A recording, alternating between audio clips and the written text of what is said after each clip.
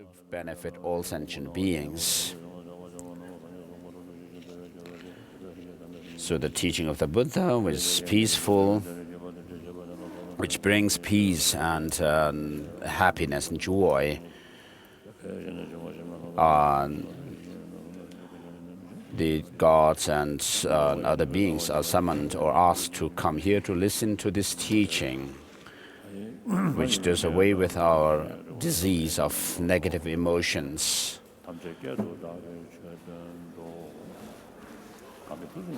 Coin prostrations or homage to the Gautama, who, moved by his compassion, taught us a holy dharma to rid us of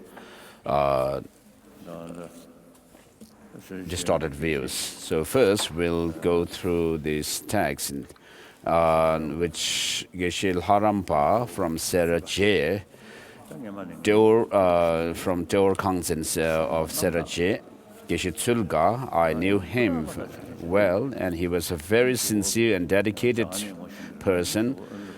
And so I knew him from India as well as in America. In Boston, he had a center, Gurukula Center, and I had visited that center. And as his last testament to me, or words, he requested me to teach the text, which is titled Praise to Satisfying Sentient Beings. So I was not familiar at that time with this text, but I said I will think about it. And so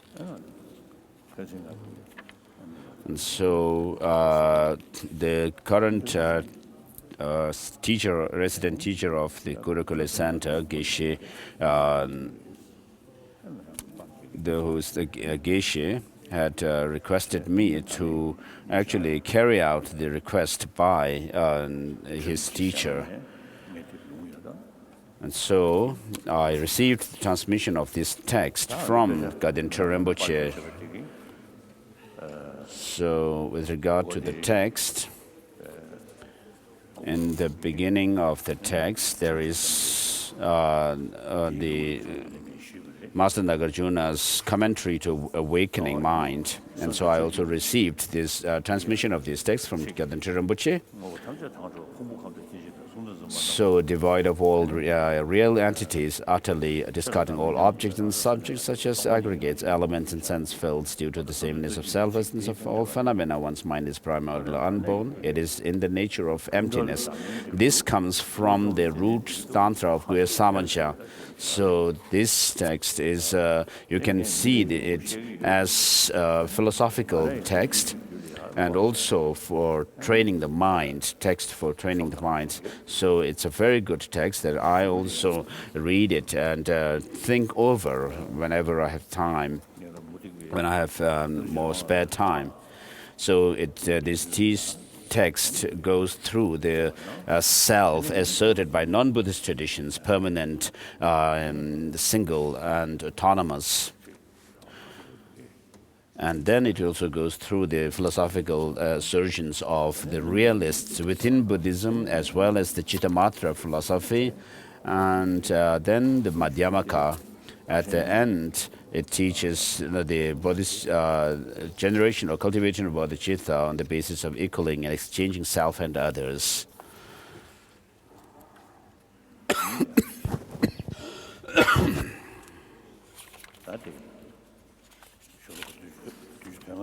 So on 75th,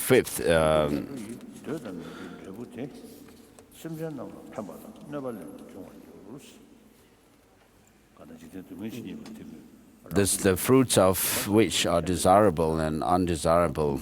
And so just as I have given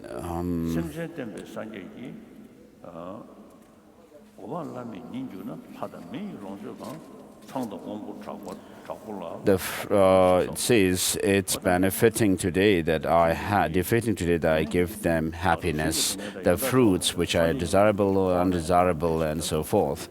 And so the next verse, 77 and 78, also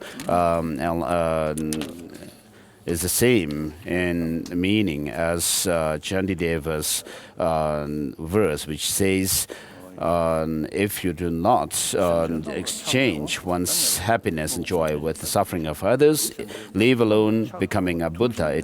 But even in samsara, you'll have no happiness.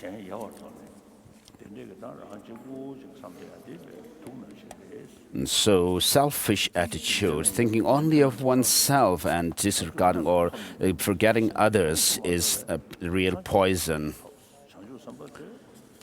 And so if by relying upon the sentient beings, the unexalted state of Buddhahood is brought about, so what is so astonishing about the fact that whatever prosperities there are in the gods and humans, such as those enjoyed by Brahma, Indra and Rudra, and so the bodhisattvas are said to, bodhisattvas gain or attain Buddhahood by forsaking their happiness for the sake of sentient beings, working for the sentient beings. And the worldly guardians of the world. There is nothing in this triple world that is not brought forth by helping others.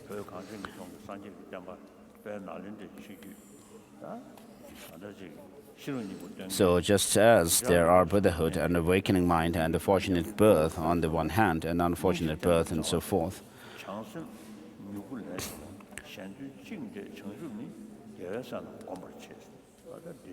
So rooted firmly because of compassion and arising from the shoot of awakening, the true awakening that is the sole fruit of altruism. Verse number 85. This is the conqueror's children. The conqueror's children cultivate. And verse number 86 also. So as it is said in Lama Chepa, may I even remain in the hell realm to deliver sentient beings from the samsara. So when through practice it becomes firm, then alarmed by others of suffering, the bodhisattvas renounce the place of concentration and plunge even the depths of relentless hell. This is indeed amazing, praiseworthy it is. This is the excellent way of the sublime, that they give away their own flesh and wealth is not surprising at all. So this text, commentary on Bodhi's awakening mind, is a very great text, and so since it is printed by the center, you should study it as well.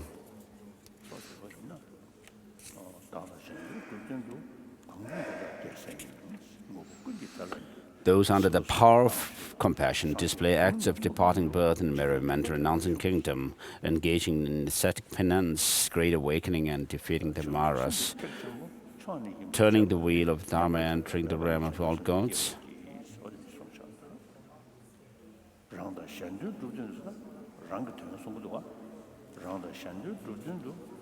In order to serve oneself and others' interests in samsara, there is nothing greater than practicing and cultivating bodhicitta, and therefore the Buddhas have not seen nothing but bodhicitta as the source of all happiness. So there is also a prose form of this text, but this one is the one in verse form.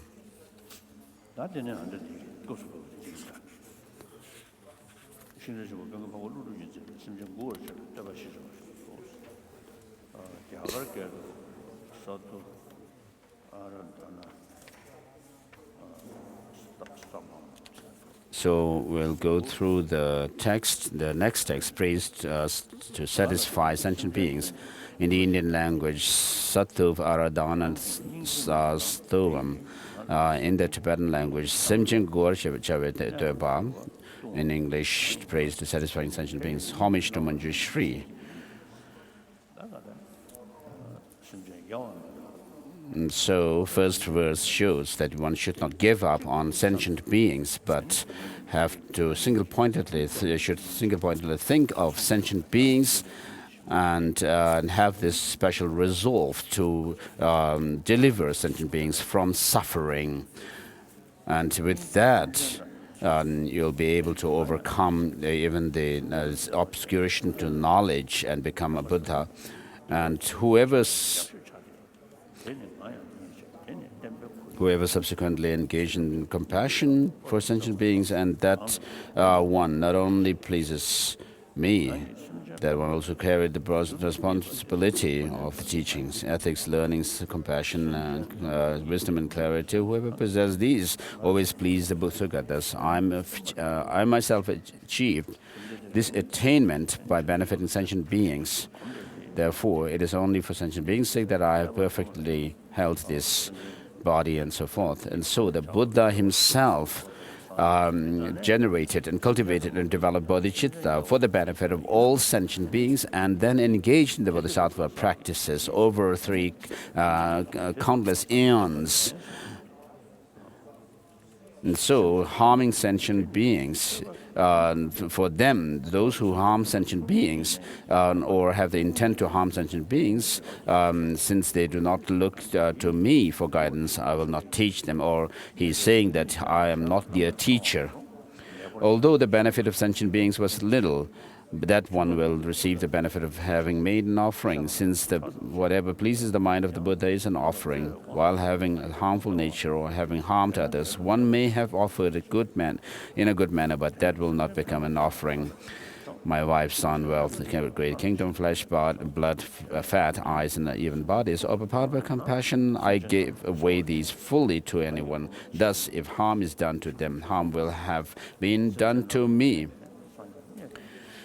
And so verse number 6 at the end says, how could one causing harm to sentient beings be my disciple? So this is a very powerful statement, isn't it?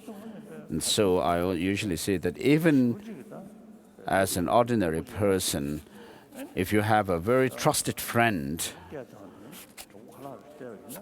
and if you invite that friend for a meal, although you may like very hot chili, but on that day,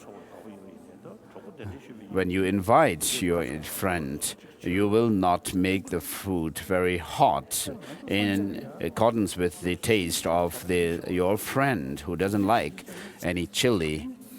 And so when we take refuge in the Buddha, when we say that we are taking refuge in the Buddha, but then in our action, if we do things as if it doesn't really matter to us whatever the Buddha thinks, I mean, what does that look like then?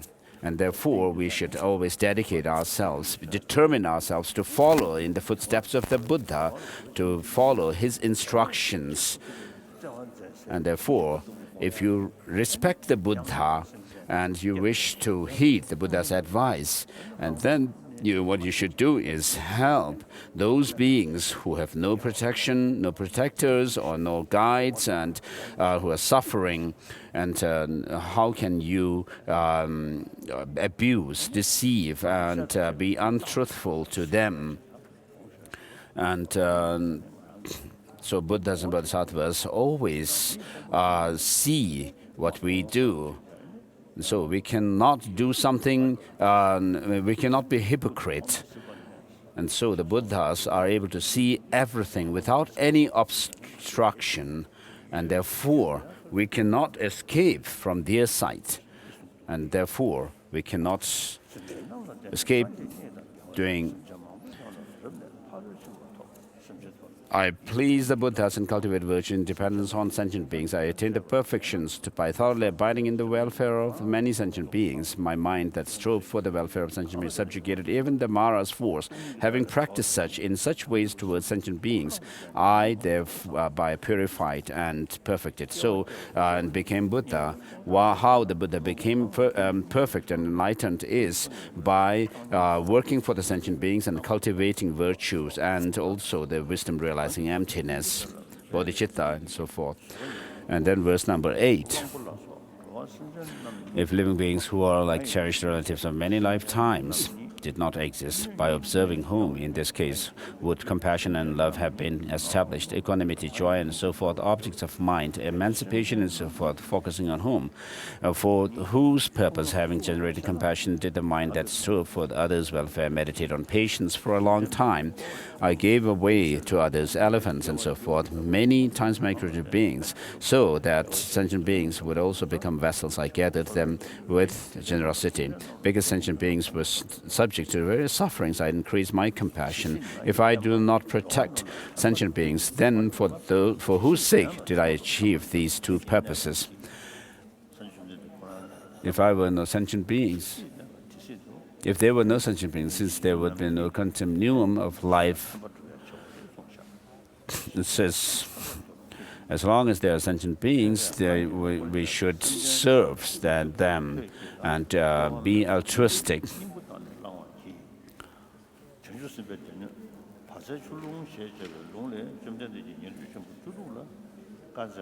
So, His Holiness finished reading this text, 11 verses, and this completes the Buddha's speech to the 16 Arhat hearers in the passage called Salty River, from the collection of Bodhisattva teachings compiled into verses by Nagarjuna as praise to satisfying sentient beings. It was translated by the great Abbot Devankara, Srijana, and the translator Bhikshu Tsidim Gyalwa. So there is also a commentary to this text, which I do not have the transmission of, so I will not read. So if I could push through, perhaps I would finish the part that we are left with before the insight section. And then from tomorrow, we can start the insight section of Lamrim.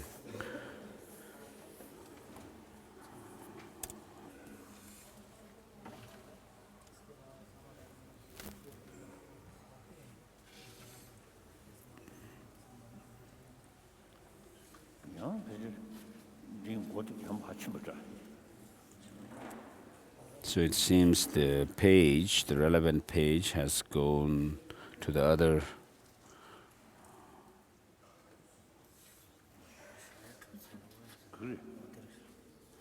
So the actual way to achieve mental quiescence. Oh, His Holiness is going to go through the Shamar Lamrim.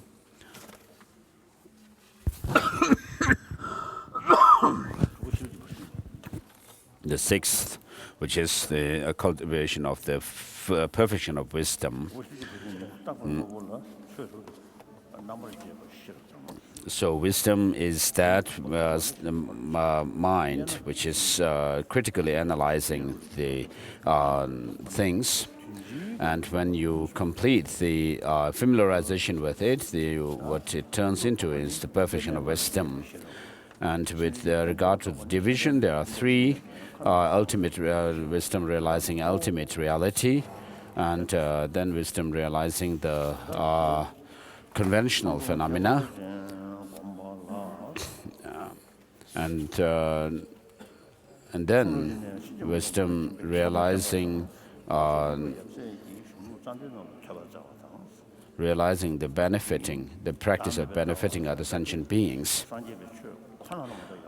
And so with regard to the teaching of selflessness, it is only found in the teaching of the Buddha. And so with regard to the selflessness, there are two: selflessness of persons and phenomena. And so the actor, the agent who creates karma, and the karma, and then the agent also is the one who appropriates the psychophysical aggregates, and the psychophysical aggregates are. So on the basis of the person, you realize the selflessness of persons, and then on the basis of psychophysical aggregates which are appropriated by that person, you meditate. There is meditation on selflessness of phenomena.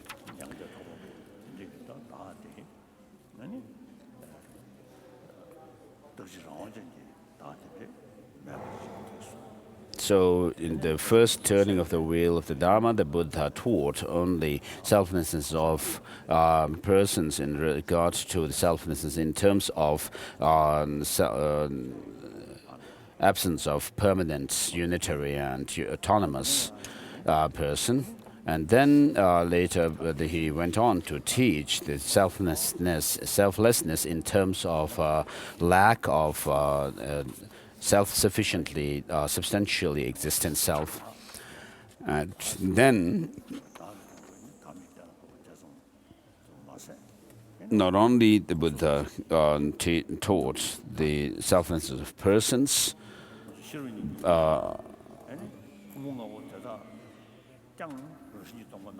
but he also taught the selflessness of phenomena, as it is found in the Heart Sutra, where it says these 5 aggregates also should be seen as empty of inherent nature. And the word also, which is found in Tibetan, seems to be missing in Chinese translation. And not in Chinese, and it's missing in Chinese, but not in Tibetan. And when I checked with the Sanskrit original, then I found that the word also is actually there. And so it has a special meaning and significance to have that word also. Not only, which means that that word signifies that not only the person is devoid of any self-existence, any independent true existence, but even the aggregates, which are the basis for the person's designation of the person, are empty of any intrinsic existence. And so in order to be able to avert or overcome grasping at the person as having true existence, you need to overcome also or refute the object held by grasping at true existence of psychophysical aggregates.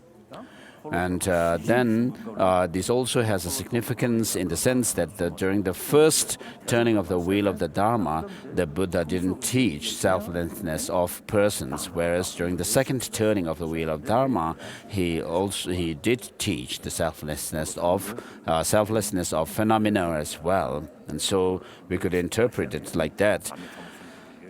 So, of course, in general, in the first sermon of the Buddha, during the teaching on the Four Noble Truths, and there's no detailed teaching of selflessness of persons, but within the sutras, you may find some mention here and there about the selflessness of persons. And therefore,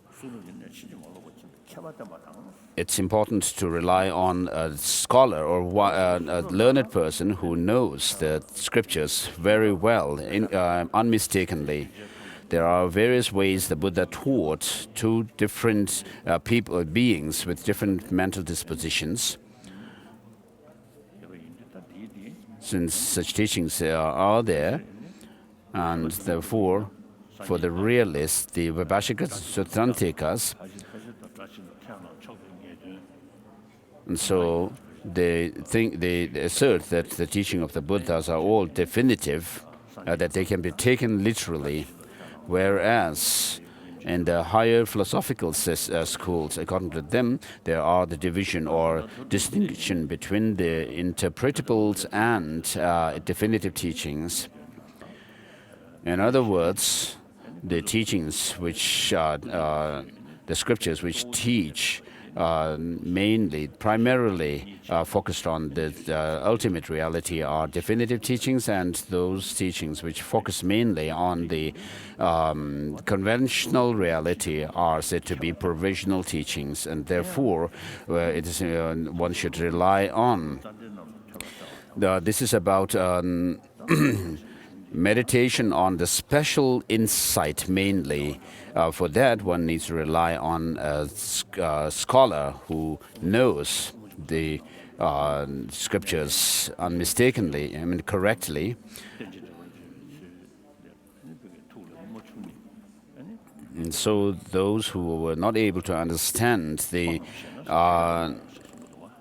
in Chandrakirti's Madhyamaka Avatara and its Bhashya, its commentary, Koto commentary, he says that he raised this question, would you say that there is such masters such as Dhammapala and so forth had not understood and comprehended the teaching of this Paramita Sutras precisely? And he answers yes, from the point of view of Madhyamakas. And with regard to commentary on Mula Madhyamaka Karika by Nagarjuna, there is the commentary by Buddha Palita, which is also the title of the text is Buddha Palita, which is short but very terse.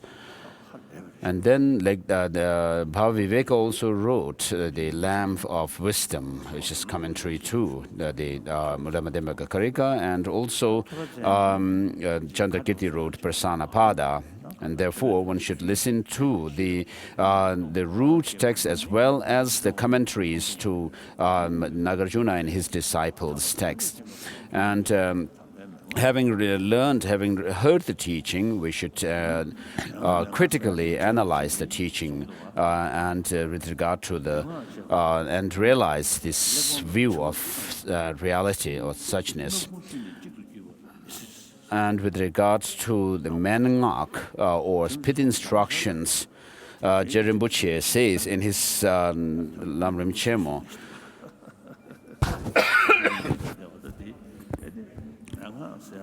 so Menngak, and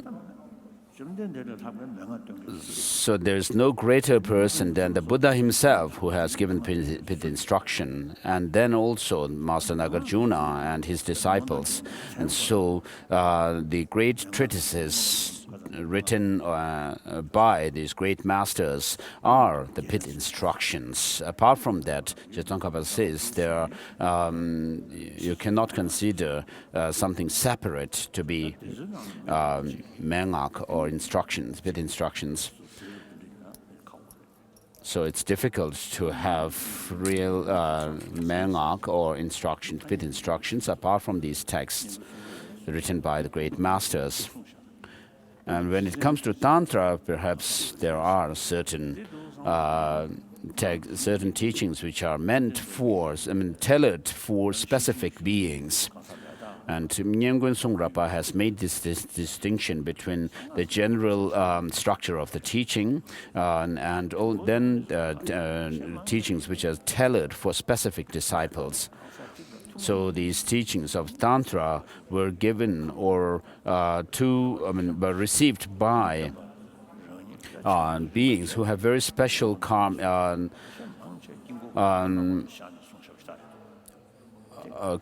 pure karma, and because of that, then the Buddha appeared in different forms of deities in sacred Tantra, according to the physiological structure and also the drops and channels and chakras and so forth of those disciples. And the Buddha arose in the form of deities and mandalas. And so few of these teachings, of course, such as these, were meant and tailored for that specific person to whom the vision appeared.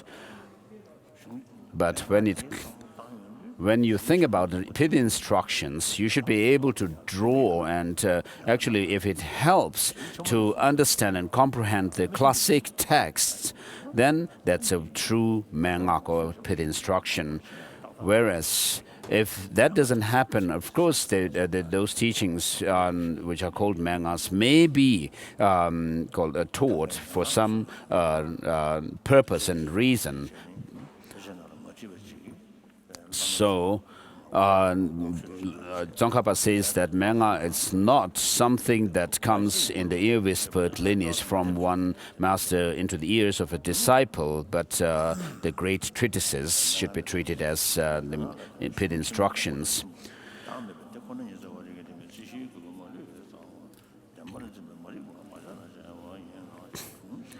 And so one should those who aspire to liberation and omniscience should rely on these pit instructions of which in accord with the great treatises and realize the suchness. One should look for the realization of the suchness of selflessness. And so if you look at the life story of Tsongkhapa himself, he had studied extensively, but then he was exhorted by Manjushri to go and live the life of an ascetic and hermit, and make prostrations, do purification practice, as well as accumulating merit, with meditation on his exalted or his special meditation tutelary deity. And therefore he went to Lhading and by heeding Manjushri's advice, he went to Lhading and did meditation accordingly, and that's the place where he wrote the praise for dependent origination, to the Buddha for teaching dependent origination.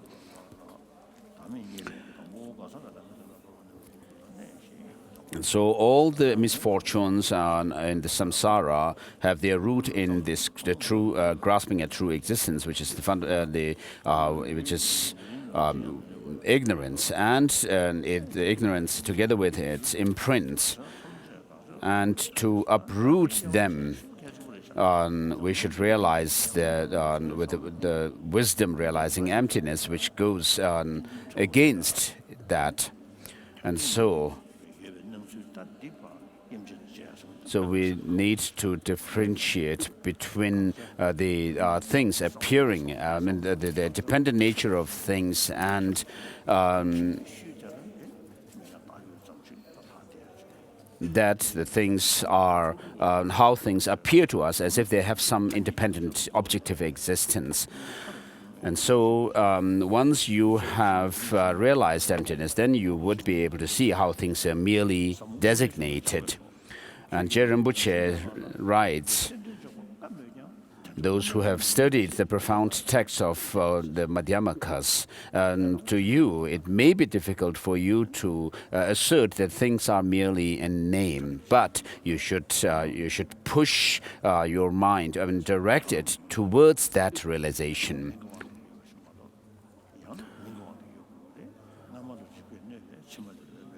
So there are two ways of how things can exist. Either they could have some existence from their own side, or by way of designation. And when you use critical reasoning, logic, and critical investigation analysis, then you can only find the fact that things are by name, exist by name. And in the commentary by Je Tsongkhapa on Madhyamaka Avatara, also he says the fact that things are merely a name, this is the most difficult to assert and to be able to gain conviction, and this is the most difficult part in Madhyamaka philosophy.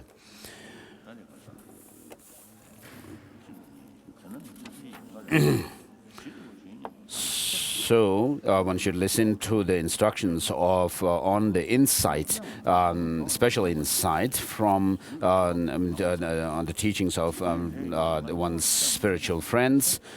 And then also meditating one's masters, as well as to tell one's meditation special deity to be inseparable from each other, and make one's fervent prayers and supplications to them. One should strive in purification and accumulation practices and so forth. And this way one should be able to get to the right point of gaining or gathering all the prerequisites.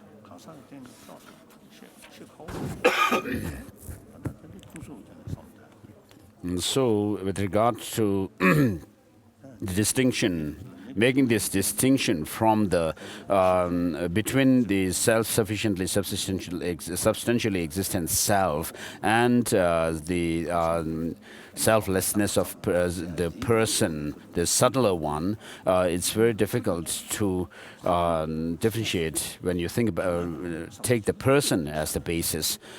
And so this happened to me once when I was reading that in Jangchup's writing that everything is merely the person is merely designated. At that point, some kind of a lightning bolt struck me, and after that, then I could what the impact I had was that everything does not have any objective existence at all. But when I used the person myself as the basis for that critical analysis, I could confirm that there is no person which exists independently or objectively. But when I shifted that focus to the body and the aggregates, then that does not happen as much as it happened with the other one. Therefore,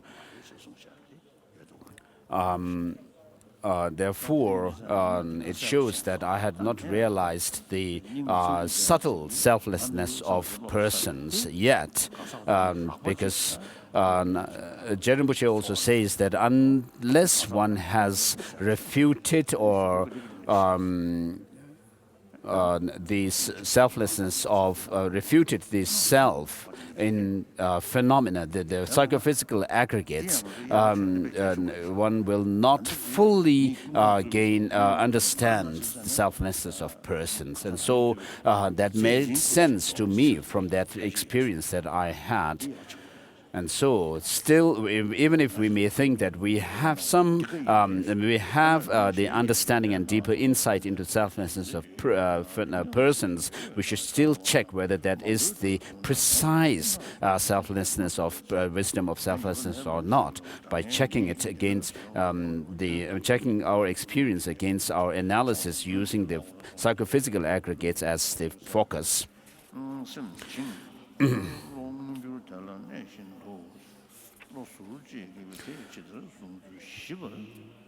And so, with regard to selflessness, establishing it, there are two outlines. The one is establishing the selflessness of persons. With regard to its meditation, there are 4 points. As Rinpoche says, first, we need to think about how things are designated by our conceptual mind, and then understand. Rinpoche says that it helps to understand how things exist, how things exist. In the sense that they do not have any objective independent existence when you think along that line. And then there are other reasonings, the four-sided or the Theta Lama.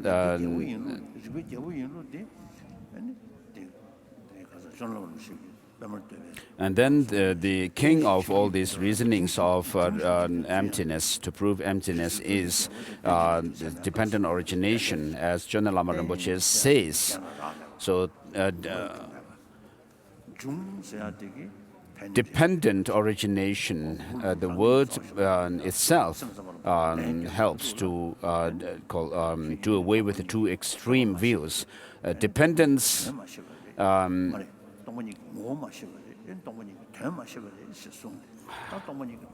so the Buddha, the Nagarjuna says that when the realists criticize him, argue against him, the Nagarjuna says that you have not understood the meaning, the nature, and the purpose of the emptiness.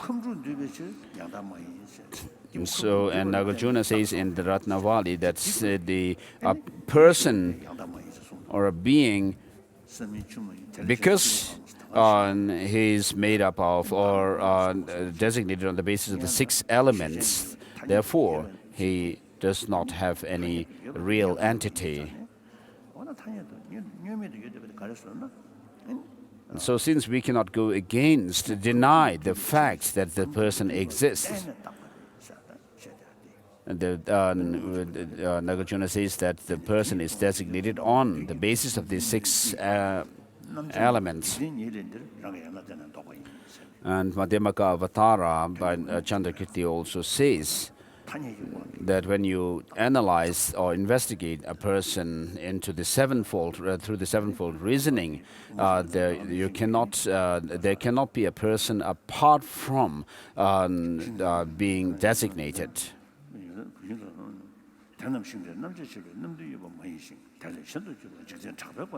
So when you analyze it through the sevenfold reasoning, the person will not exist in any of these ways, whereas by worldly renown, a person could exist. But to us, this does not happen. A person does not appear as to be designated, but as if it has some objective existence. And therefore, the debate or argument back and forth, between Bhavaviveka and Chandrakirti are not only to outdo Bhavaviveka's position, but it also has its significance on our meditation on selflessness.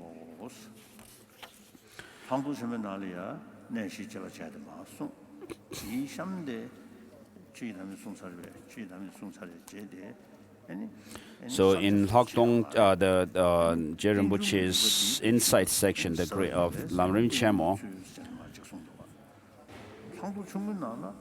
he goes through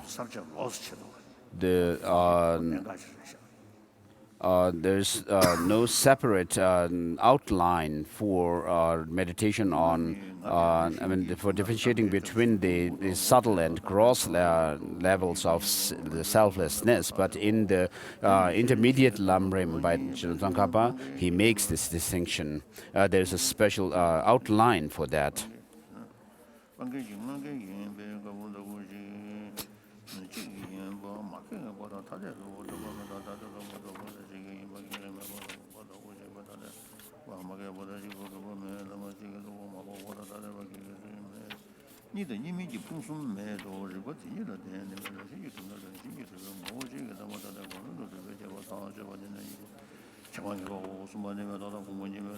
So, with regard to that, there are 4 points. The first is the point of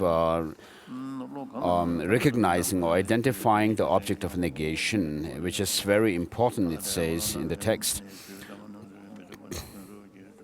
So if you are able to identify only a rough object of negation, then you may be able to refute that much, but you cannot still refute the apprehended.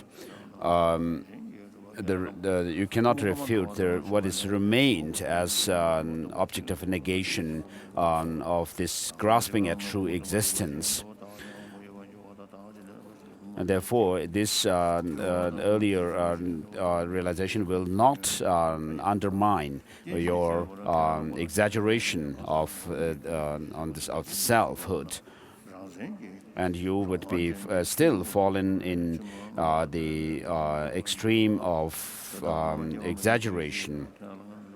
And when you refute too much, then you could even deny the existence of conventional phenomena as well, therefore falling into nihilism. And there's every danger to that if you excessively refute when it comes to identifying the object of negation.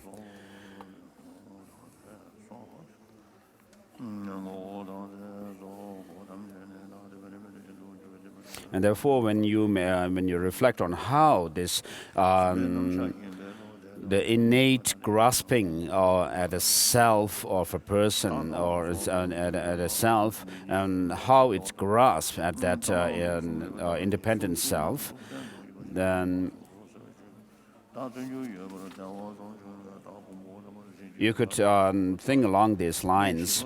It says that when you are actually going through a very narrow path and at the called through some cliff, and you would always be concerned that you may fall off the cliff, and therefore be very careful. And so, at that point, when you have that kind of fear of falling off the cliff, the eye actually appears in a very clearly to the mind, and then also.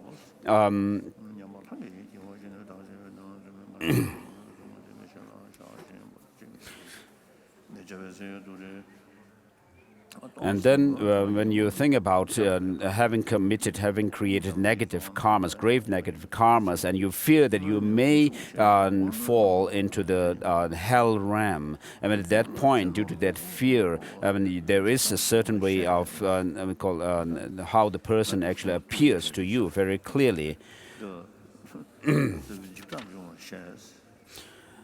And so these are due to some conditions.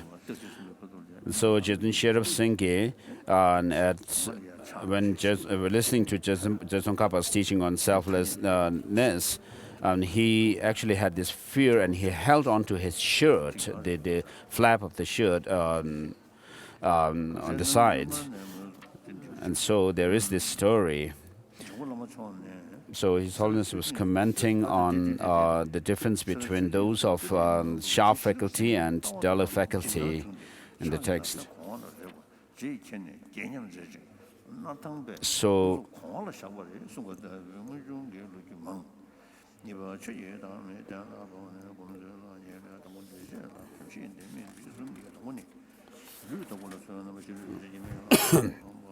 and so the 4 points basically are the identification of the object of negation, and then also the understanding that the self is not one with the aggregates, inherently one with aggregates, and then the self is not inherently separate or different from the aggregates, because there are logical fallacies that you would have to face, and arguments and logical fallacies that you would have to assert these.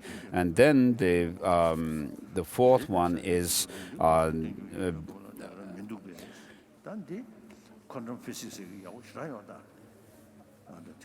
and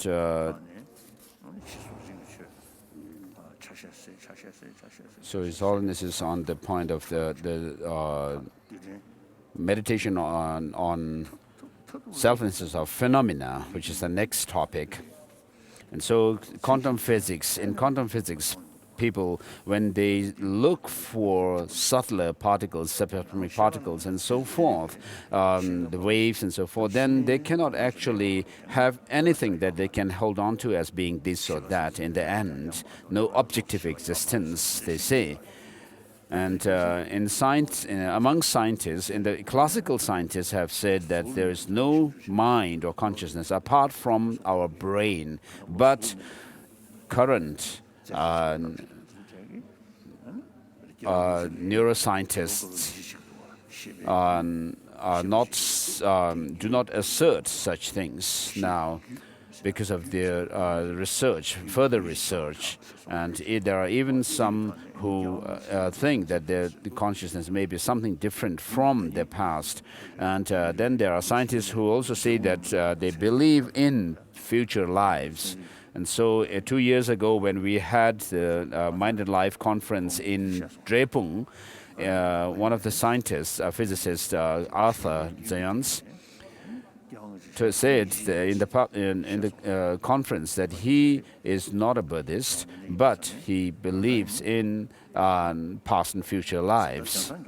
And so there is change in the position of scientists today. So the body is, of course, made up of matter, but which, if you divide it up into its smaller parts and particles, set up as subatomic particles and so forth, there's nothing that you can actually posit as being the body as such. And therefore, they say there's no objectively existing things.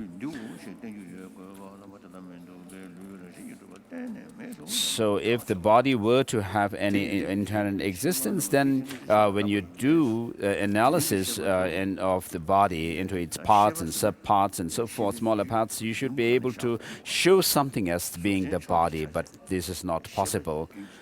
And so, with regard to the matter or the physical things, there is an extension to the spatial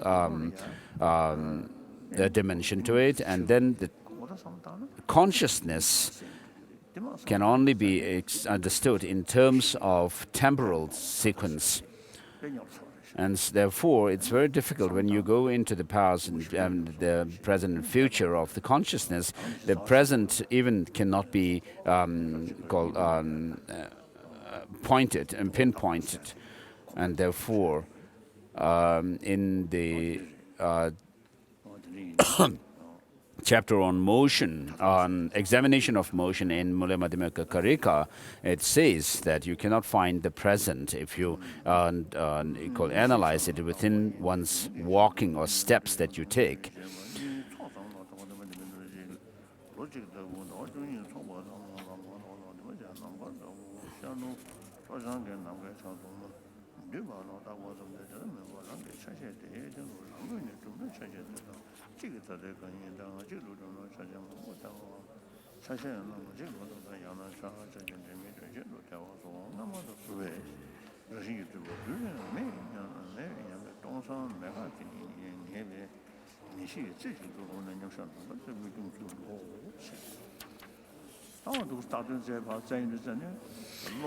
And when you do this kind of analysis on a person, for example, usually we think, oh, there is something, and we feel there is something out there, the person or things and so forth. But when you actually analyze them, then there's nothing that you can actually hold on to as being the person or anything.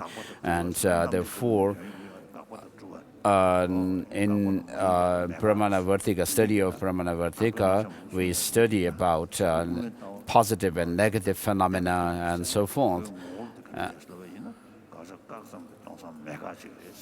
So this differentiation, or within the negative phenomena, there are the negative phenomena which are called implicative negatives and affirming negative. And so these could be applied to our meditation on emptiness as well in the middle way philosophy. And therefore, when you come to the point of finding that there's really nothing that you can pinpoint as being this or that, then you get to the point of meditation on emptiness, which is like space.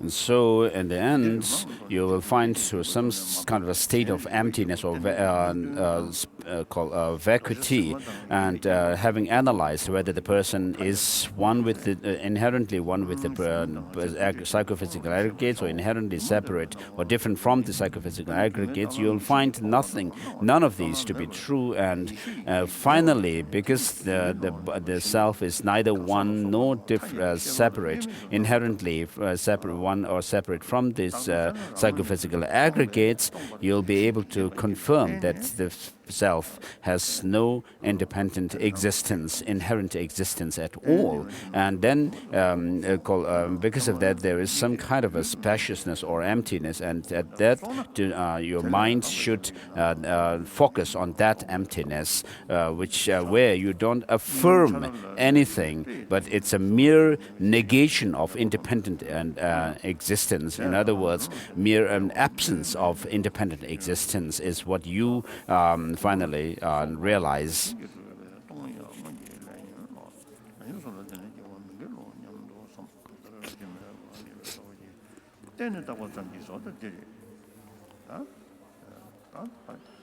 And so, with regards to the mere designation through dependence, since you cannot find anything to have any independent existence. And therefore, by default, you come to the conclusion that things are merely designated.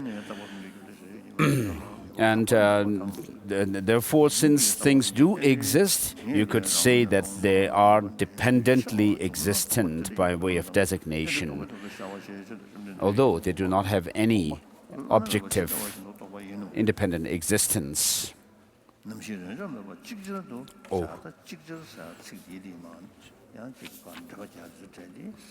So with regard to the three principal aspects of the path, where it says that without alternating but simultaneously, when you see that things are dependent, that they do not have any independent existence.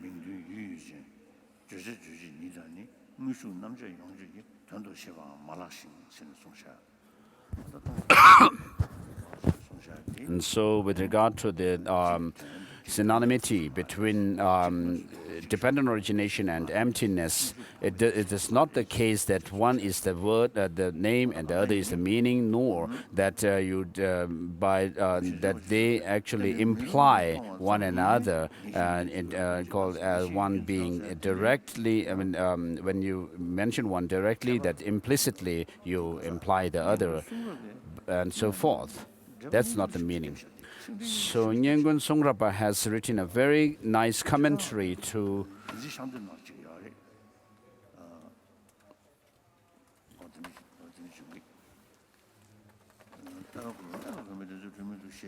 this point.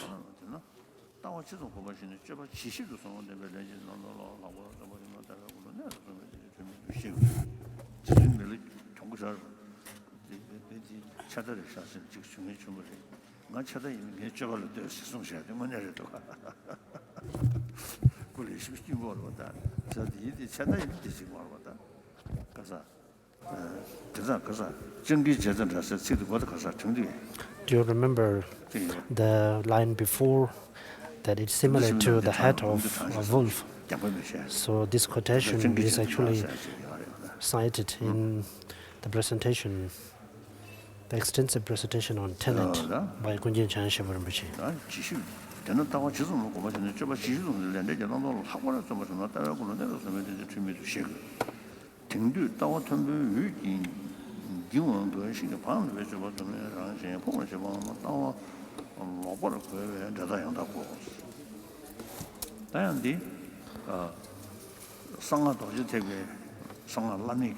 And this is something to do with the Vajrayana teaching, and where it is considered, it is stated that the supreme antidote is the very subtle mind which understands the emptiness, the mind which is itself in the very subtlest form of consciousness, and that understand emptiness is the supreme antidote. And of course, the presentations in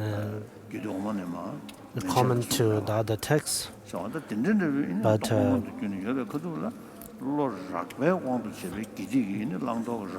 when the subtlest form of the mind becomes evident, the gross level of the mind becomes latent, and also I think that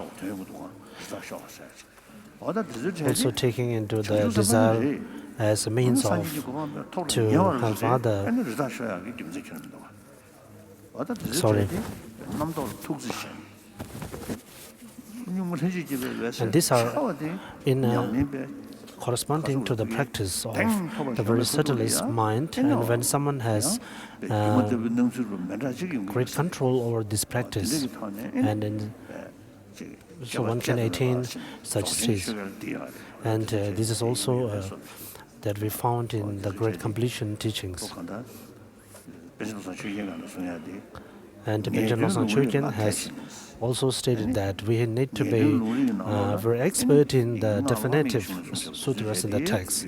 And when we refer to the definitive presentation, then it has to be also take into account the presentations from the highest Yoga Tantra and the Sutra and so on.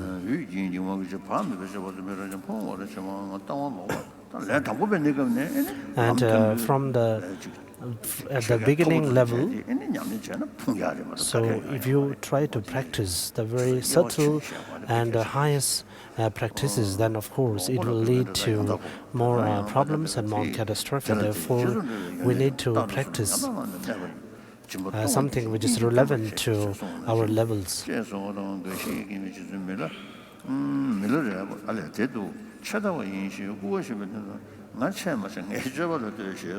So reading from page number 299, Jangchup Lamrim. Jangchup, as we know that he didn't went to any institute to do great studies, but his understanding and the practice is unsurpassed and supreme among all the scholars.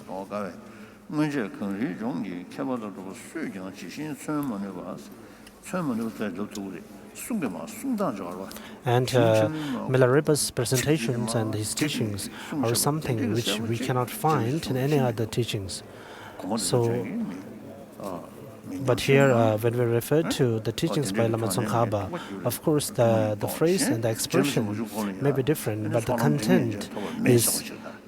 content is very deep that we find in teachings. So, if we have to consider that it was only after Lama Tsongkhapa's arrival that the yogis are able to realize the subtle form of emptiness in Tibet, then of course we may have to conclude by saying that all the scholars before Lama Tsongkhapa do not understood emptiness, which is very difficult.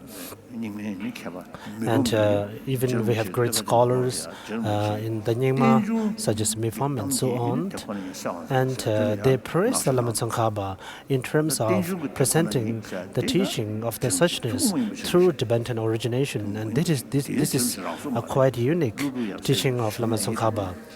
And Lama Tsongkhapa, with the great understanding of all the teachings of the Nagarjuna and other scholars, and based on those realizations and understanding, he imparts the teachings on emptiness. So therefore, it is a supreme teaching among the other masters in Tibet.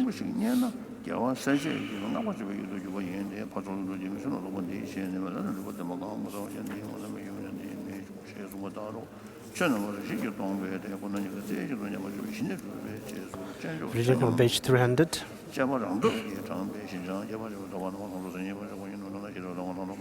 And the measure of generating the special insight. The measure of generating the special insight is having developed the serenity, the meditative serenity, in terms at par with the special insight. And one stayed in the meditative equipoise, meditating on the emptiness, and without losing the original state of the meditative absorption. And if we are able to do analyzation in terms of at the post-meditative state, then one is said to be having gained the special insight. And special insight, the gaining of special insight, is again depends on developing the mental pliancy. So in summary, we need to visualize and meditate very often the benefits and the negativities of meditating and not meditating on the special insight and the wisdom. And for the beginners, especially with having a little taste of the awakening mind, the altruistic intention, then we need to see our great masters. And from them, we need to listen to the different instructions with respect to the awakening mind and the teachings on emptiness. And as soon as you have a slight understanding of the emptiness in your hand, you should not lose it and make it grow further. So His Holiness comments that here the abbots or the former abbots and the tulkus and so on. So first, before you give the guidelines and the advice to other people, so you need to practice yourself. Then it will in accordance to the qualities of the spiritual master presented by Maitreya. And we can also see in the Lamrim Chenmo that if the master himself or herself is not tamed, then there is no way that he or she can tame the mind stream of the disciples. And when it comes to the presentations of 4 ways of gathering the disciple, there is a significance paid to the second line, which says that we have to be in accordance to the needs of the student, which means that the master himself or herself needs to be subdued before imparting any teaching. And once you continue reading from the page number 300, as soon as you have a slightest understanding of the emptiness in your hand, we need to make it grow further by making a great effort. And also at that time, we need to visualize or generate great devotion and wish to develop the wisdom realizing emptiness further until it reaches its final state. And when it comes to the 6th perfection, which is the wisdom, and the wisdom, 6th perfection of wisdom, when it is referred to as having the assembly of all the other perfections, we mean that having oneself the understanding of the emptiness and bringing other people towards the understanding of the wisdom on emptiness is one of the greatest practice with respect to the presentation on the 6th perfection, the wisdom. And the next is training in the 4 ways of gathering your disciples. So the first is in order to make other people satisfied or happy. So first we need to provide them things in terms of generosity, whatever the wealth or the things that they need. So which is the first way of gathering the disciple. And second is in order to bring those the disciples to the path of practice. And the master himself or herself also need to follow whatever the society or the community refers to as the standard way of imparting teachings. For example, the master himself, in terms of if a society is very clean, has a great paying importance to the hygienic, then the master himself or herself should be also very hygiene and so on. And the third ways of gathering is with the faith and devotion as the base, and the master needs to impart the teachings based on the ultimate reality, the emptiness. And also even to the enemies who wish to kill you out of compassion and altruistic intention, one should be able to say good words and the phrases to those people, especially to the less intelligent ones.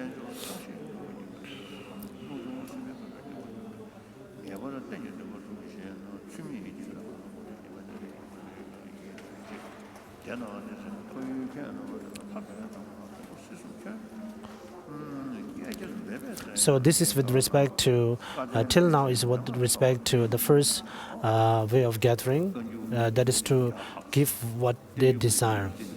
And His Holiness comments that from the 100 and 200 volumes of Kangyur and Tengyur, the Buddha's direct discourses and the commentaries by Indian scholars. So these texts are the texts that we need to study and investigate and examine. So these are our textbooks for study, but not an object to be refuted and then kept in altars. So even though you may not be able to study advance the very details, but of course, within the Buddha's direct discourses, the 100 volumes, there are Vinayas, which are Vinaya teachings or the commitments are something which are directly given by the Lord Buddha himself. So therefore, those teachings are not for all.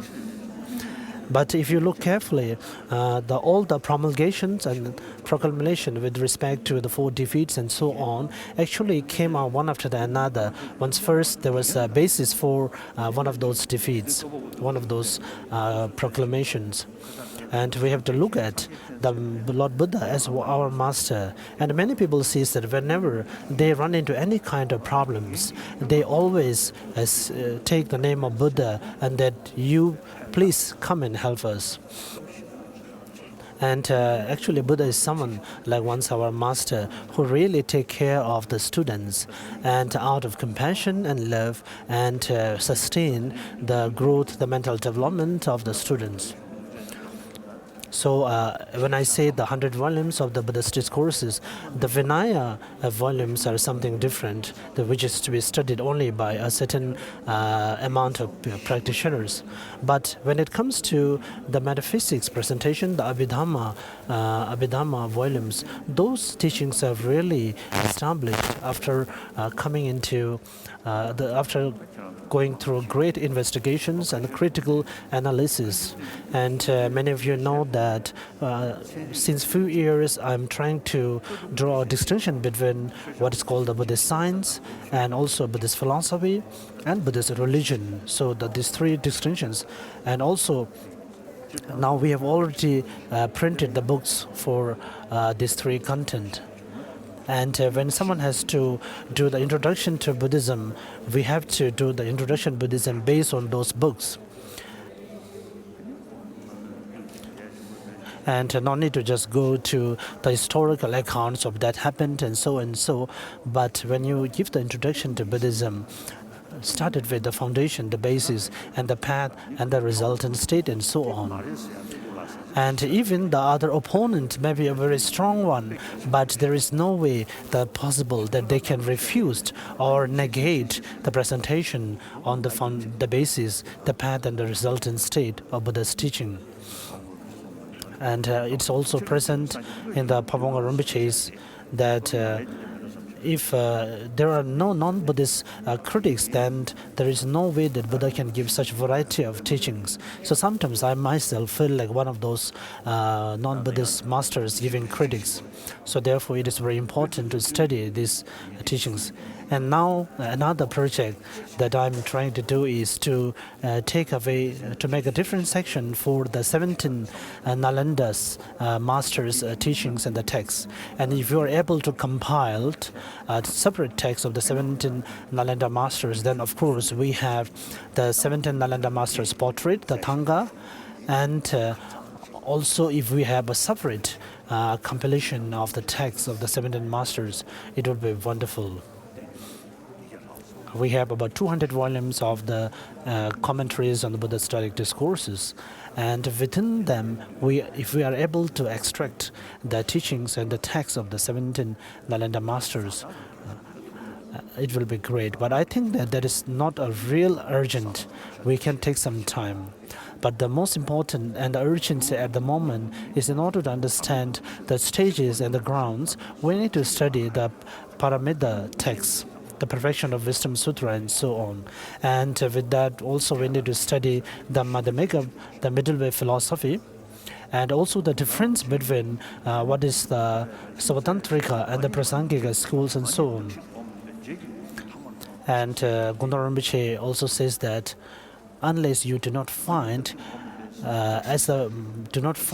someone which is the basis of the designation, then there is no way that you can find the object which is designated upon. But I think when Gundar Rinpoche refers to the basis of designation and a valid basis of designation, I think it's a little bit difficult. And we normally say that to any kind of object, unless we generate a valid cognition of refuting all the other critics, so we cannot ascertain that object as the basis of designation. And as also stated that since all the phenomena exist merely by designation or by name and title, and even the title or the name itself do not have its own reality or inherent existence. And if someone says that the mind has its own reality, then it is quite similar to the presentation of the Savatantrika Maitreya, that there is certain limit of existence and reality from the object side, and also the mental conceptual thought also create a larger part of it. But when it comes to the highest Mother Mega teaching, there is nothing, not even a pinch of things, not even a drop of water that we can find from its nature or its reality, and every phenomena existed in terms of mere designation.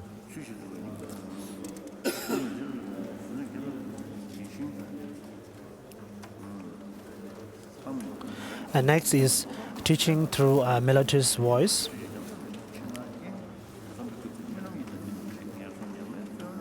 And to teach in a nice way is very important in order to gather the disciples and to make them and ordain them, and also make them ripened for the future human rebirths and liberation and so on. And through melodious and skillful teaching, we will be able to bring even the very difficult disciples.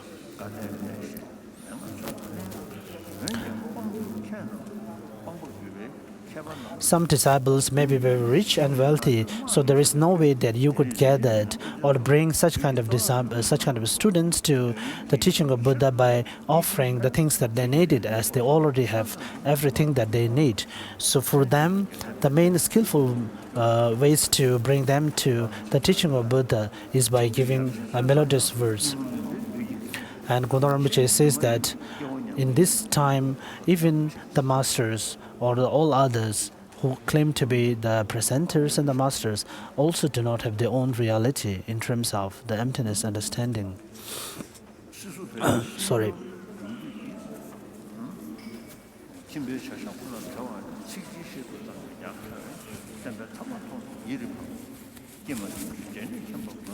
Sorry.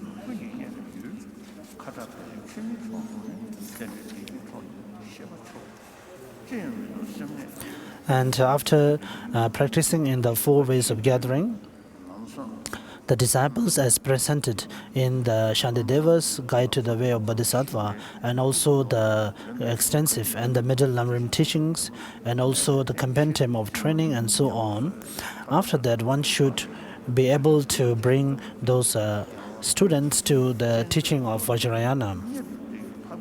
So before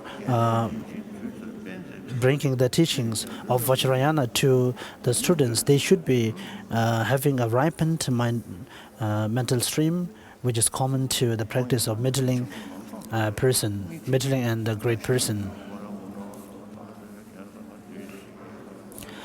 And the Vajrayana path, or the Tantric path, is really very different and a very unique path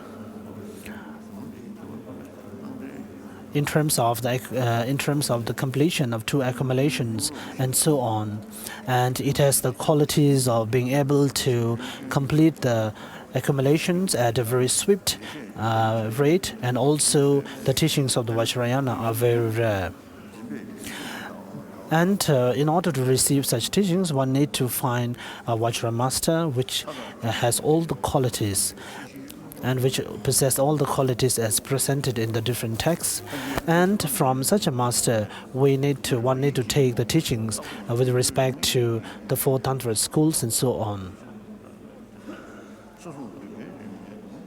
And first, they need to be brought into the Vajrayana teachings through initiations, and by the power of initiations, their mental stream will be ripened, and you must tell them to practice and uphold all the precepts and the commitments that they take during the initiations.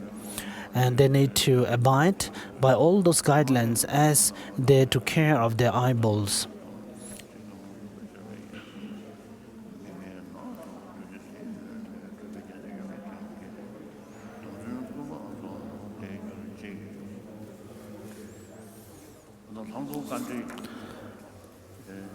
I think the presentation on the special insight by Shama Rinpoche,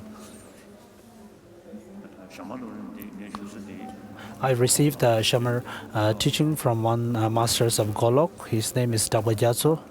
He is a very simple monk, and he came to India at one time, I think many years before, and I have this conversation with him. and I received the teaching from him, the Jangchup Lamrim.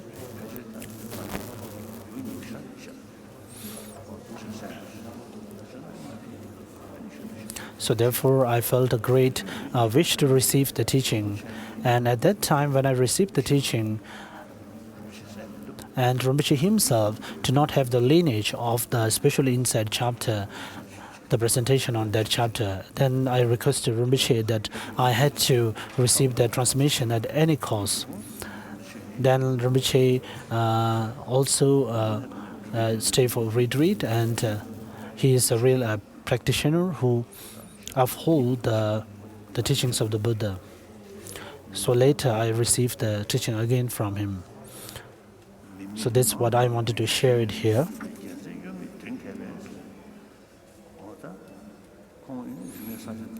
And during what we call the re-civilization period in Tibet, he stayed in the snow mountains and practiced.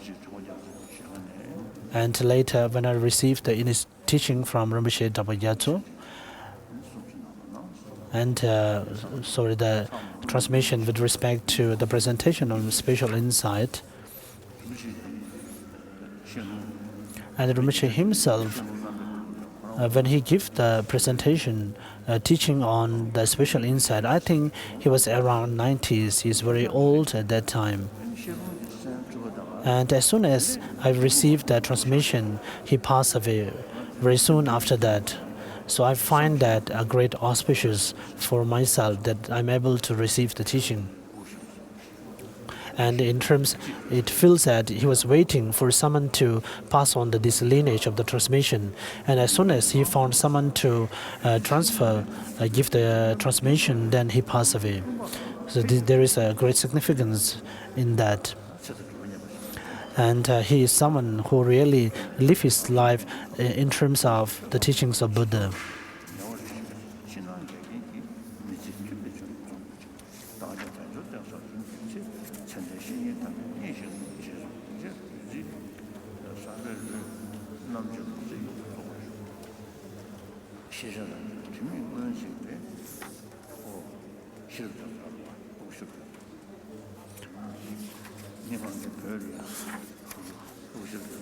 In Tibet,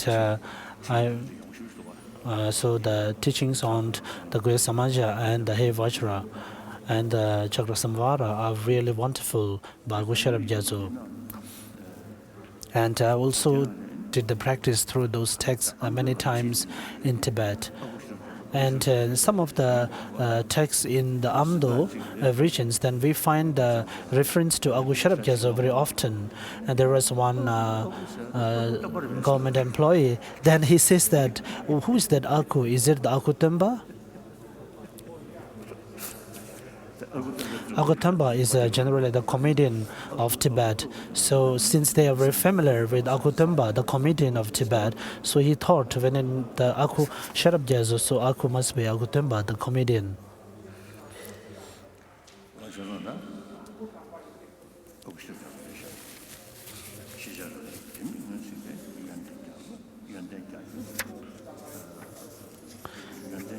So these are the verses of the end prayers of the Jangchup Lamrim.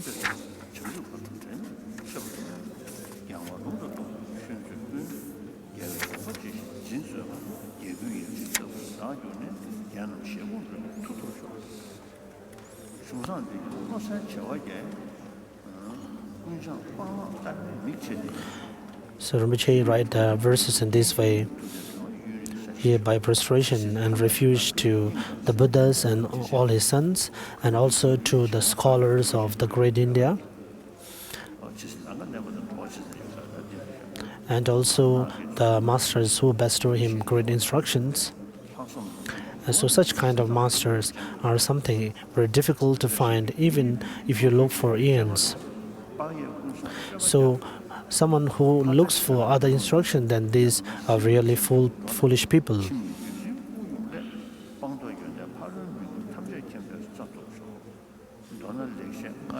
But at this degenerated time, when all the masters pass away, and there is no such experienced masters to present you the teachings.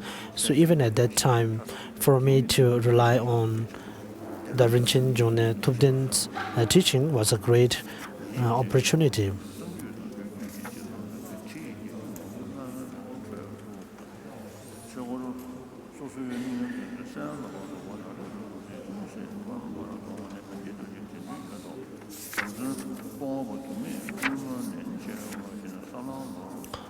And at the end of these verses, Rinpoche writes that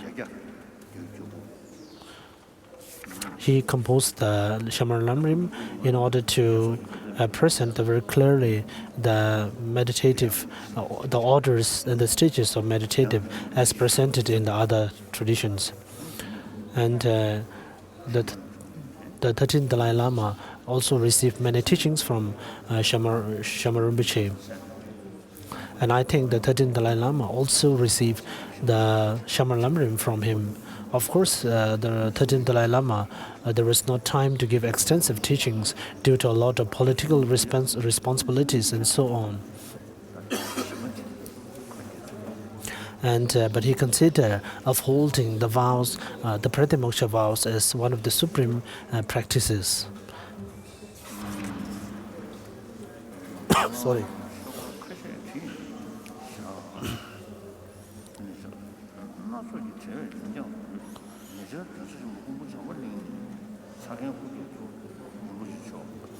So Rinpoche here mentions that in the Tsang region and also the Central Tibet region, there are various transmissions and commentaries on different Lamrim teachings. But there seems to be very rare a single text which contains all the instructions together and which is something very comfortable and convenient for a beginner to practice. So therefore, that was his initial motivation to write this text. And he's also requested by many of his students. And he start writing the text on the earth ox ear. And even after that, due to a lot of other things, he was not able to complete. And recently, in Kubum Jambaling, one of the greatest learning center in eastern Tibet,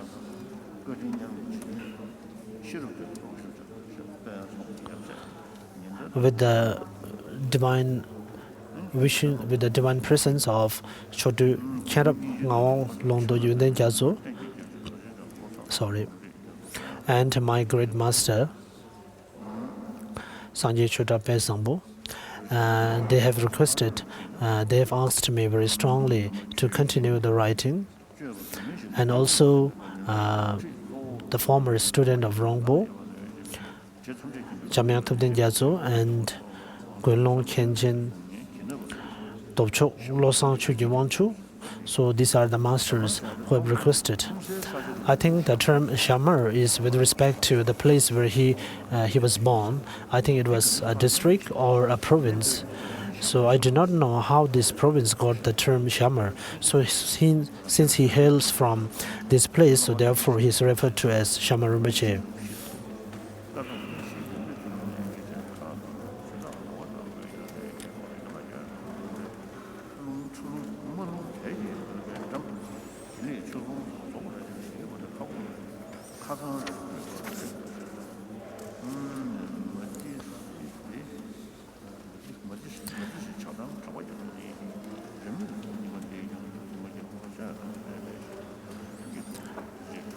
And Rinpoche mentions here that he is able to complete the writings of Jangchup Lamrim with the blessings of great master Chizu Sherab Jazu Pe Sambo, and so on. So here completes the Jangchup Lamrim, the initial text, and now we will move to the liberation in the palm of your hand.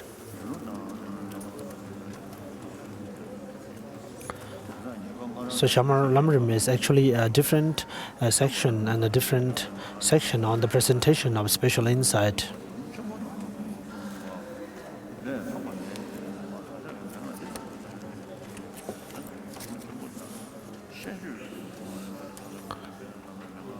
page number 599.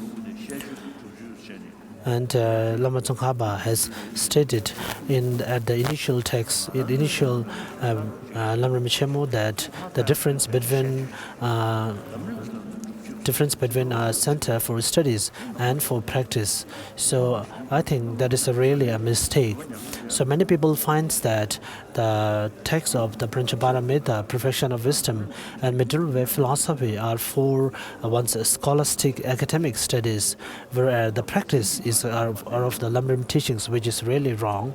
So our practice have to start from the time when we start the Perfection of Wisdom and Middle Way Philosophy and so on. So the term Lamrim, or the stages of the path to enlightenment, has its own significance, where it presents the steps very clearly. But otherwise, the great treatises are very important to be studied, especially the Middle Way philosophy is very important. And in Middle Way philosophy presentation, we have the fundamental of wisdom, then we have Buddha Palida's text, and so on. And then there is not much tradition of studying the Umanyingpo, which is the essence of the Middle Way philosophy by Baba Viveka. And at that time, I felt that I need to have the lineage, the transmission of the Umanyingpo, the essence of the Middle Way philosophy. And Rinpoche himself did not have the transmission at that time. And Rinpoche says that if you give a kind of a commentary, commentarial teaching explaining about the text, then of course the lineage will come by itself. So therefore, I think that if we are able to give the teaching on the essence of Middle Way philosophy through its the notes and the extra editions, it will be of great opportunity for all of us. Reading from page 599, the actual way to achieve mental quiescence. It says in distinguishing between the extremes and the middle way, abandon 5 pitfalls, cultivate 8 adjustments, and that will cause you to achieve it. I claim the 5 pitfalls are laziness, forgetting the instruction, excitement and dullness, non-adjustment and readjustment. In other words, they say you must cultivate the 8 adjustments, which are antidotes to the 5 pitfalls. There are no better instructions on how to achieve single-pointed concentration than those to be found in the classical treatise, the works of Maitreya, Asanga's studies on the various levels. Lama Tsongkhapa started having the vision of Manjushri from Nature Gadong. So before that, Lama Tsongkhapa takes the help of Lama Umaba to communicate with Manjushri. So Lama Tsongkhapa had the direct vision of Manjushri from Nature Gadong. Then he's able to see Manjushri daily. Then when he do the debate and the critics with respect to the Middle Way philosophy, so Manjushri explains in very tough and difficult phrases, and Lama Tsongkhapa replied that it's difficult to understand. And for us, if we find some of the texts very difficult to understand, then first we think of meditating on some deities, and then through the blessing of the deity, we will read the text again, which is the wrong method. So Lama Tsongkhapa, when we replied that he cannot understand those words spoken by Manjushri directly, then Manjushri's answer was that you must study the great text again and more, and if you strive further, then you will generate the understanding. So therefore, there's a saying by Nyeden Sungraba, if someone, instead of increasing one's wisdom by reciting the Manjushri's mantra, it is certain that your intelligence will increase further if you study the collective topics for 1 month, the debating for 1 month. So wisdom and intelligence is something that it grows further and becomes stronger and sharper once you train and familiar further. So You must have the foundation of studying the philosophical and the scriptural texts as the basis. Then, as a condition to make it grow further, then if you rely on some deity, Guru Yoga deity and so on, it will be wonderful. Continue reading from page 599, the second para. So if you do not refer back to this classical treatise, you might put your trust in what any Lama you come across may say, claiming this to be instructions. If so, even though you spend the rest of your life in some mountain cave, you will mistake the subtle dullness for meditation. Far too many have been mistaken, directing their attention to the mind itself as the most secret path of gaining mental quiescence. They have missed their big opportunity. Putting effort into such instructions will only make your human rebirth hollow. Many famous Tibetan scholars have been mistaken about the view, how to meditate on it, etc. The discerning should look in detail into each of the traditions and texts of such scholars, and they will then come to understand that this is so. Witness how any part where Tsongkhapa deals with the view, its meditation,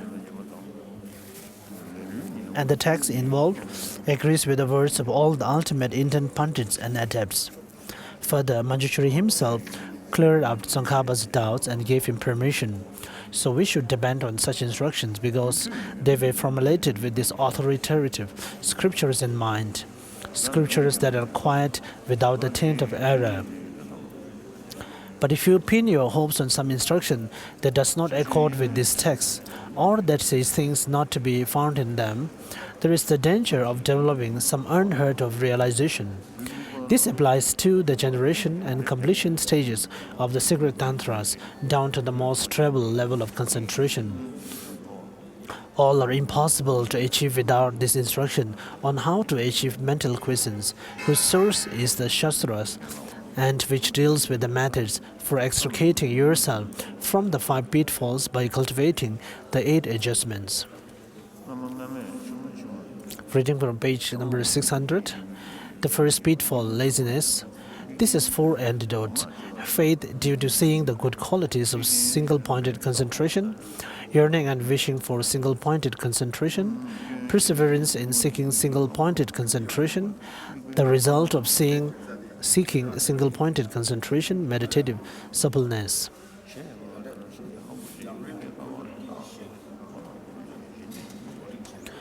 What is the goal of our meditation?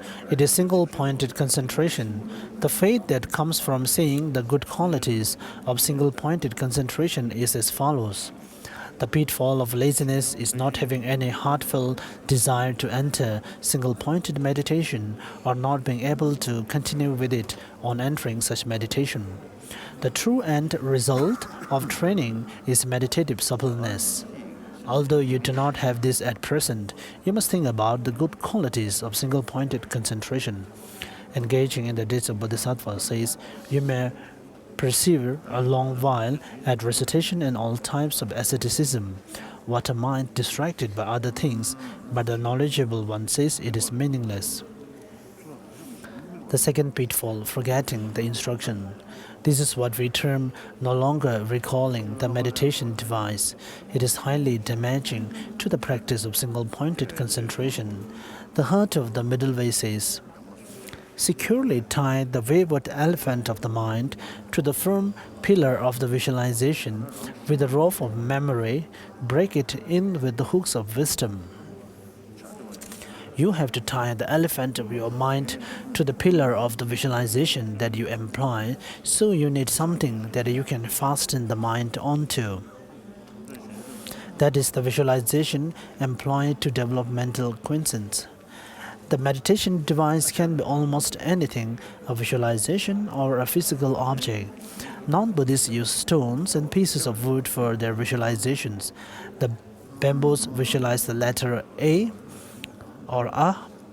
Thus, people who set about achieving mental quiescence employ various devices, but these are mental objects only. Such people do not practice by looking at the devices with their eyes. On the other hand, there are people who do actively look at their meditation devices, but this practice is inferior to the other two already mentioned, for mental quiescence must be achieved with the mind, not with the eyes. The great fifth Dalai Lama and so on have repeatedly refuted that mental quiescence must be achieved with the eyes, not the mind. Once someone who came from India used a bull's horn as his meditation device. He did not employ the other purely mental types of device, yet he nonetheless achieved mental quiescence. This shows that you can achieve it no matter what device you meditate on.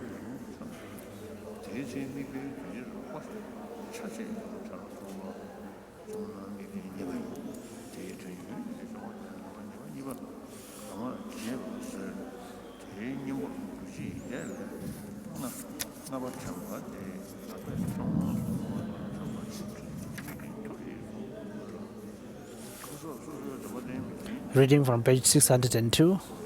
Nevertheless, when we go about achieving mental quiescence, we visualize the form of the Buddha in accordance with the oral tradition deriving from Tsongkhapa. One major feature of this visualization is that it allows you to build up your collection and purify obscurations. Another major feature, it accustoms you to the deity yoga to be found in the secret tantras. It is also most beneficial to be reminded of the Buddha and so on. From your guru, visualize on the crown of your head emerges Guru Shakyamuni about the size of your thumb. He comes to rest in front of you about level with the gap between your eyebrows. Alternately, you could put him level with your navel, whichever you prefer. Or you could visualize that you transform into Shakyamuni. Some people find it easier to imagine formlessness as their meditation device rather than visualizing something physical. So the Benchen Lama Losang Chugi Gyaltsen began a tradition in his teachings on the Bylakuppe Mahamudra that is in keeping with Tsongkhapa's thought in the medium states of the path. So His Holiness comment on with respect to the identifying the very subtle form of laxity. So when the laxity increases, of course, sometimes our intelligence decreases. I have one friend to whom I have discussion, and he meditated for a long time along with the Guru Dede Yoga. And he told me that after a few years, his intelligence or the memory is inferior than before. So then at that time, I thought that I didn't tell him exactly. But then I thought that he was mistaken the concentration and the laxity. So what he thought as concentration was actually the laxity, the pitfall of laxity, which was disturbing his mental awareness.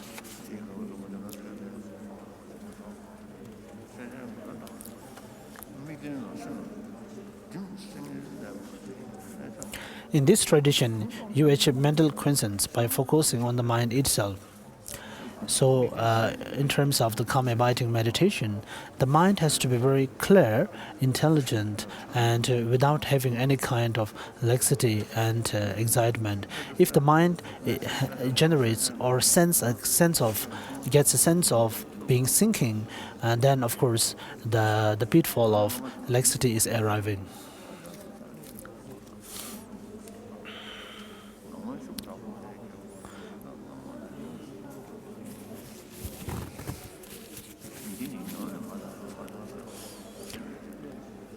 Reading from page 602, the third para. In this tradition, you achieve mental quiescence by focusing on the mind itself, and these people could readily use it. It even has its counterpart in other sects, where you investigate the conscious operation of the mind. It is also possible to achieve mental quiescence by visualizing the form of the deity as in the generation stage, or by visualizing the letter A, or a vertical stroke as in the completion stage.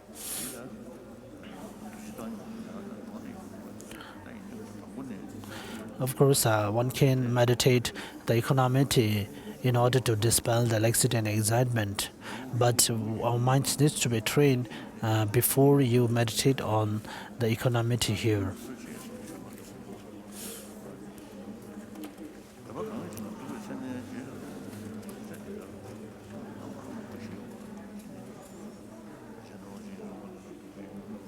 Reading from page 603, second para. The instruction means you memorize the feature of a drawing or a statue of the victorious one for your meditation device so that you can imagine it as your mental object when you enter meditation, or as your guru has acquainted you, recall the image of the meditation device in your mind's eye. You have begun to utilize your meditation device when you are able to partially imagine your visualization as a rough mental image. We say that you have forgotten the instruction when you have lost its object of your recollection. This is the second pitfall. Its antidote is the fifth of the 8 adjustments, memory, where a strong memory is necessary to maintain the continuity of your meditation device, rather like a hand holding a rosary. An individual's memory may be strong or weak, and this will make it easy or difficult for him to achieve mental quiescence. Compendium of Metaphysics says on the subject of memory, what is memory? Something that functions so as not to allow the mind to forget a thing with which it has been made familiar. In other words, memory necessarily has 3 properties. You must distinguish its object, that is, if you have previously looked at your meditation device and familiarized your mind's eye with its aspects, subsequently, when you direct your mind to these aspects, memory necessarily has the property of retention. That is, you have not forgotten these aspects of the meditation device, and they present themselves to you continually. This is like your vivid recollection of food when you are hungry. Lastly, memory is another property of the function it performs. The mind is meant not to stray or unfocus from the object it is directed inward. If these 3 are present, you will be able to visualize the form of, say, the victorious one clearly in front of you in your mind's eye. Do not become distracted. Retain a tight hold on the visualization. You must imagine the visualization and nothing else. The third pitfall, excitement and dullness. You will fall prey to the third pitfall, excitement and dullness, during your actual meditation period while recalling your meditation device. If you do not differentiate between dullness, mental fog, and excitement, it will be like not recognizing enemies bent on murdering you. Since they are great faults, you must recognize them. Mental fog can be either non-virtuous or neutral. It obscures the consciousness, weighing down both mind and body as you want to go to sleep. It acts as a cause for dullness and is never virtuous. There are 2 kinds of dullness, subtle and coarse. When you recall your meditation device, its image may be steady but unclear. This is coarse dullness. Subtle dullness is as follows. You have not lost the retained features of the visualization. You even have steadiness and clarity of image. But the force of your retention has slackened, and its clarity is not intense. Subtle dullness is the main obstruction to meditation. What do I mean by not being intense? I mean that there is clarity, but the mind has become somewhat slack. At such a time, though the image stability is quite firm, this slackness has acted as a cause for subtle dullness. If the image has intense clarity, the mind is sharp, fresh, vital, and still on the meditation device. I can illustrate the fact that you can have both clarity and stability, but that the clarity may or may not be intense. Suppose you are holding your rosary and bowl in your hands. You may hold them differently, one tightly and one loosely. Or more generally, we can always have faith in a guru, but this may not be particularly strong. From time to time, we may develop more or stronger faith in him.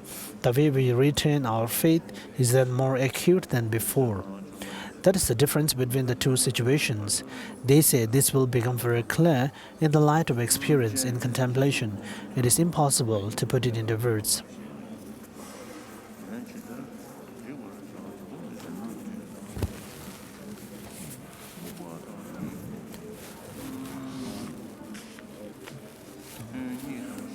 Sorry.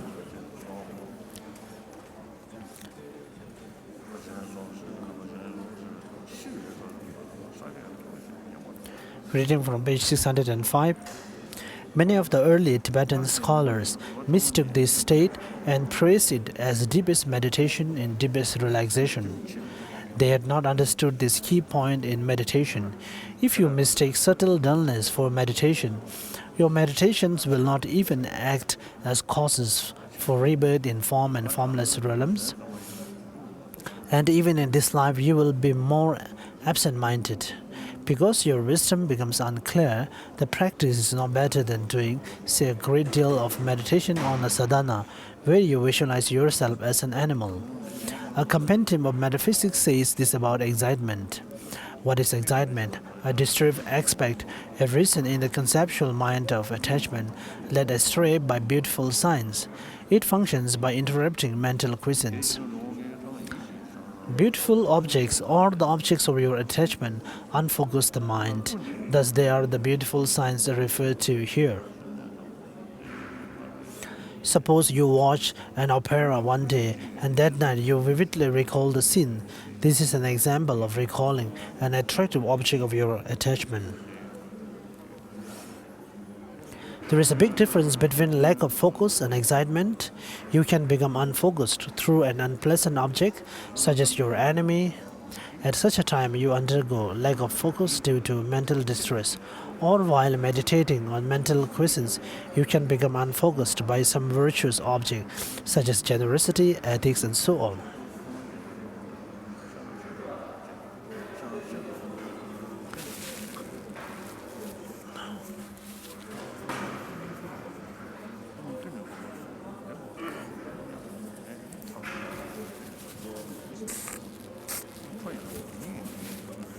Sorry.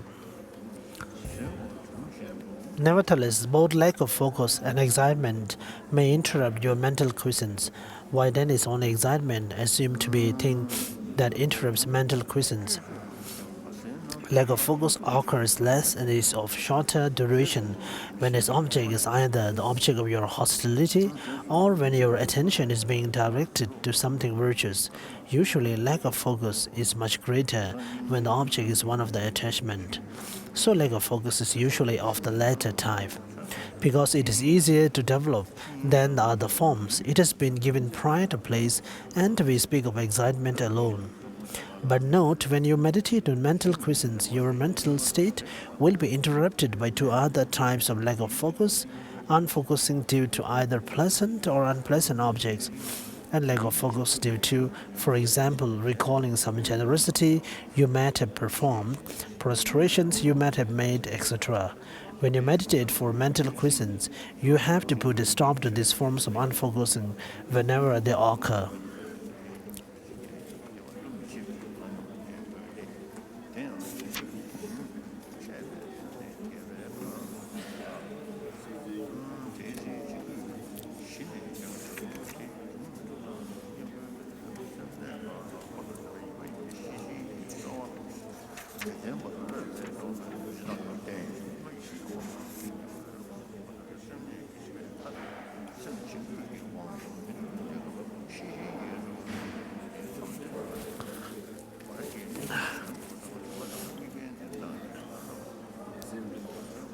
Page number 606, the last para. The fourth pitfall, non-adjustment.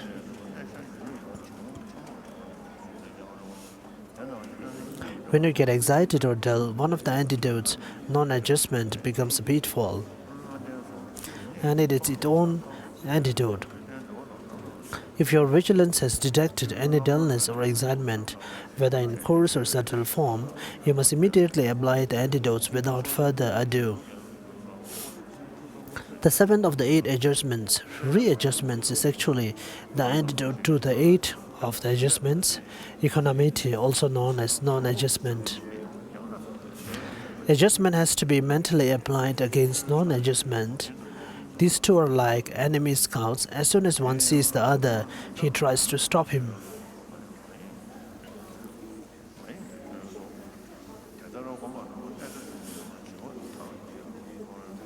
So how should this attitude be applied?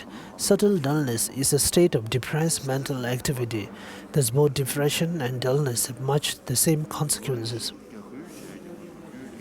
With subtle dullness you have clarity and stability of the image, but the quality of its retention has dropped, and the clarity therefore is not as intense.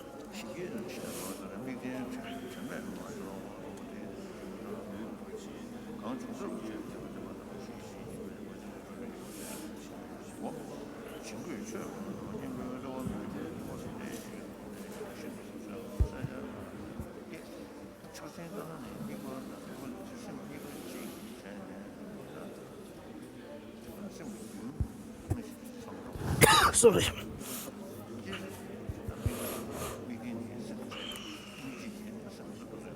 So the continuity here is important.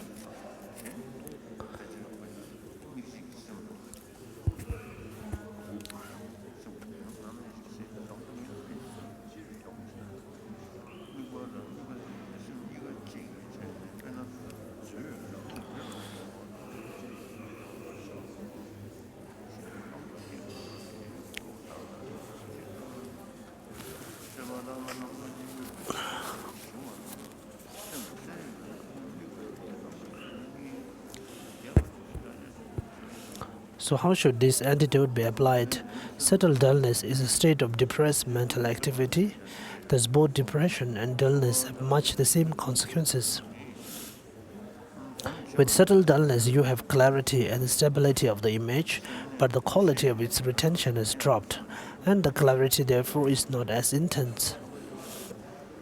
Whenever you develop this form of dullness, there is no need to quit your meditation session or break of visualizing, since it is sufficient to tighten up your retention of the image. However, when your hold becomes too tight, you develop excitement, and you should then loosen your hold. As the Bhagavan said, if the Vena's string is too taut, loosen it, tighten or loosen it as needed, making sure that it does not get too slack. In the end, the sound will be sweet. You should do the same thing. Loosen a little when you feel you will develop excitement, and tighten your hold a little when you feel that dullness will ensue if you loosen any more. Experience dictates the border between these two.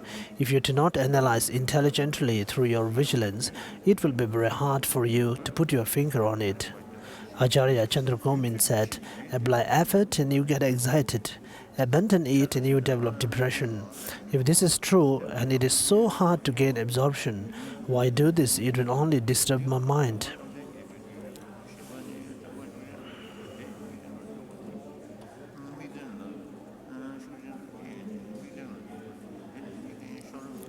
Doing this sort of thing may be mentally fatiguing, but amongst all types of enemies, an enemy you mistake for one of your family is the hardest of all to identify.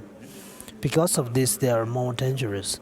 Likewise, there is great danger in mistaking these types of dullness for a single-pointed concentration, so you must be skilled in this fine-tuned state.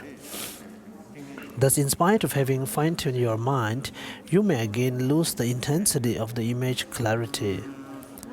When this happens, the retention lapses, as though the thought is died, and the image is no longer clear. If this will not go away, coarse dullness has returned. It says in the Art of the Middle Way, when depressed, meditate on expensive visualization, and thus open yourself. That is, the fault is that your mind is in a great knot, so you should meditate, broadening the visualization somewhat. If the problem does not then go away and your mind becomes depressed, when you resume the visualization, try a method to be uplifted or cheer yourself up by contemplating how difficult it is to find the most beneficial optimum human rebirth. Or you could contemplate the good qualities of three jewels, study the benefits of devoting yourself to a spiritual guide, contemplate the benefits of bodhicitta, etc. This will uplift your mind. You could imagine rays of light shining on you, or meditate on things like giving visualization. Such meditation will raise your mind to a higher plane, and it will then retain the visualization again.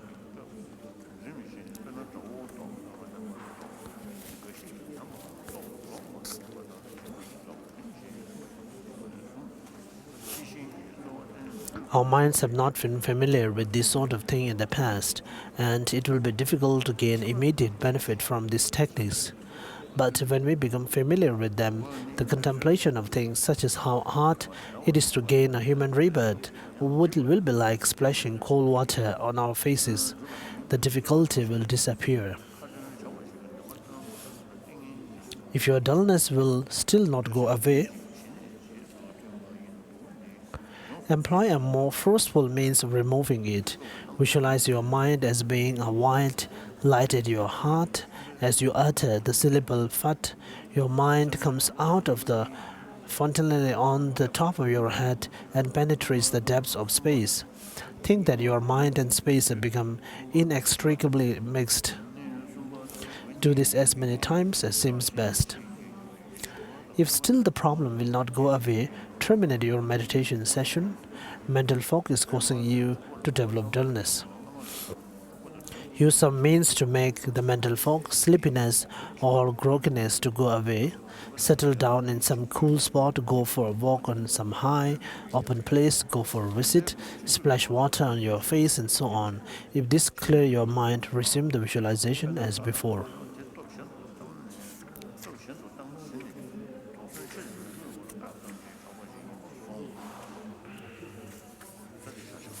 So we will stop here for lunch.